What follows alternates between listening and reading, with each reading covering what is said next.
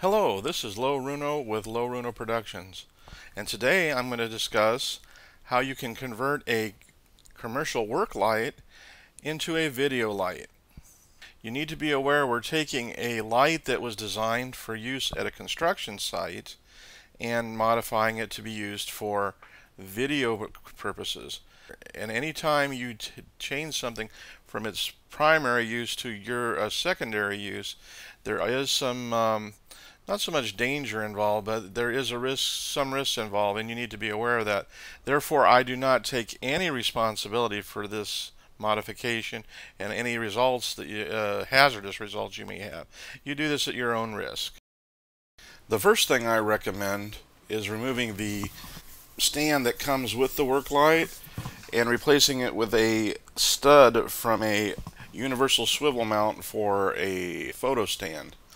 This makes it more versatile, and of course you can mount it quickly to your stands. And here you see that we've done just that, putting it on with a self-locking nut.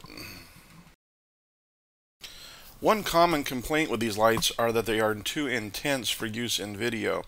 So one thing you can do is remove the 250 watt bulb and add a 150 watt bulb, which decreases your output quite a bit, makes it a little bit more controllable. And you can see I've done that right here with this head. And something I do to make it easy to pick out a light head is I use a permanent marker to distinguish the 150 from the 250 watts.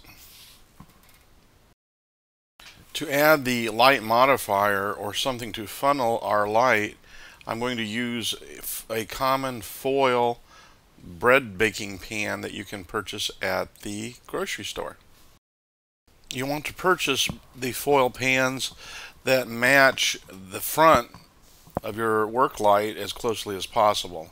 Here you can see how I've laid them up against the light to check their size. You have the option of discarding the protective grill on front of the work light that they provide for you. However, I decided to go ahead and keep it, but cut away the distracting lines that the grill provides by removing the center part of the grill and using it as a form for my light modifier. The next step is quite simple. You use a common screwdriver to open up the front face of the work light so that you can access the glass panel and remove it. The next thing I encountered on this assembly were clips that held the glass lens in place. Simply use your work scissors or work knife to remove the clips and remove the glass panel. Let's discuss how we can use that safety grill as a form for our light modifier. Here, using a pair of pliers with side cutters, I cut away the center of the grill. Carefully bend back each remaining spine of the grill until you get yourself like a skeletal system that you will later use as your form. Here you see how nicely it fits inside our foil bread pan, and the measurements are almost perfect. One good thing about foil is it is bendable, and here you're going to have to slightly bend it to get it to fit inside of the light housing. Unfortunately, the measurements are not exactly perfect, but the good news is foil is pliable. This would be a good time to put your grid skeletal assembly inside just to make sure that everything fits just right. Go ahead and use a permanent marker to draw a rectangle in the middle of your bread pan so we can have a cutting pattern. Next step, of course, is to use our trusty scissors to cut that rectangle out. The next step would be to draw and cut the four corners of our bread pan so that we can fold over the foil flaps onto our grill plate. This next step is optional.